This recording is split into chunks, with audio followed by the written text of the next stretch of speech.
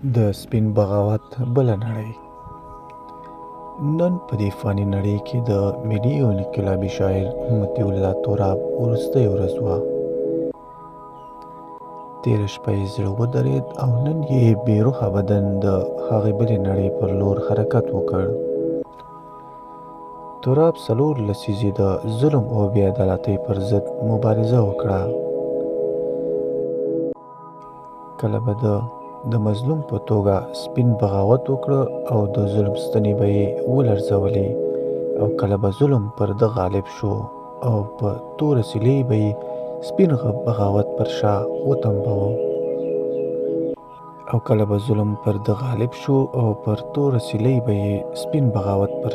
وتمباوه. خو مبارزه روانه وه. تېرو 20 کلونو کې د مبارزې جوت اغېز وښنده. د ملت په ذهن کې د مینې او ملت پالنې ګلان وکرل او دا کښت یې د زړه په وینو خړوب کړ. خبره تر دې راورسېده چې نور یې نو د زړه وینه وچه شوه او د فعالیت له مداره ووت. نن په یو عاجل خبر سره په کابل کې د سپین بغاوت په سلګونه مینوالو راټول شول. له خپل باغي جانان سره یې وروستۍ خدای پاماني وکړه. جلال آباد کې بیا دا بغاوت د مینوالو شمېر زرګونو ته ورسېد او په خپله پلرنۍ سیمه کې هم شمېر تر زرګونو واوښت.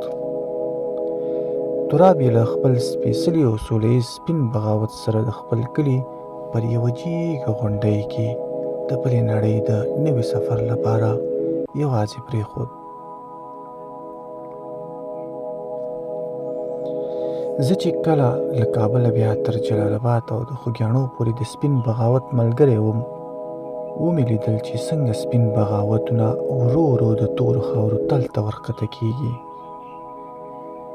سپین بغاوت په سپین ټوکر کې تاو و. تر هغې مې ورته کتلې چې سپېرو خاورو یې نوراني مخ زموږ له سترګو پناه کړ. ورو ورو مې ترې واټن زیاتېده. شاته مې کتل چې څوک به راباندې غږ وکړي.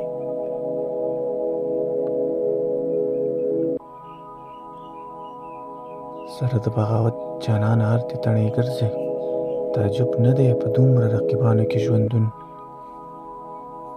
نه مې دا غږ تر غوږو شو او نه مې دا واورېدل چې د چا د بغاوت سر تر پاميره رسېدلی، د چا ټیټ شوی سر د ملا تر تیره رسېدلی. د همدې غږونو د انګازو په تمه وم چې ورو ورو مې وزرونه مړاوي شول. شاته مې وکتل، د خلکو یو اوږده لیکه د خپلو کورونو پر لور روانه وه. ما نو بیا نه تراب ولید او هم د هغه سپین بغاوت، هغه لکه چې له موږ څخه مانیجن بلې نړۍ ته لاړ.